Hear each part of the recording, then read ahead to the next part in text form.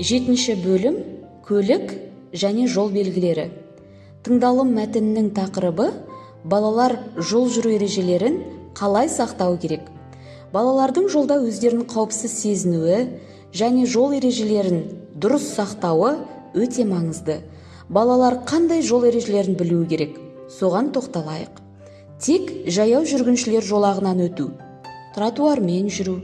Егер тротуар болмаса, көлікке қарама-қарсы бағытта жүру.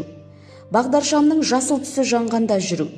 Егер бағдаршам жоқ болса, алдымен солға, содан кейін оңға қарап, көлік жоқ екеніне көз жеткізу.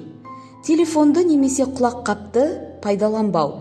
Кішкентай балалар жолдан ересектердің көмегімен өту керек. Көлікке отырған кезде қауіпсіздік белдігін тағу. Көлік қозғалысы кезінде терезеден басын шығармау және жүргізушіні алаңдатпау.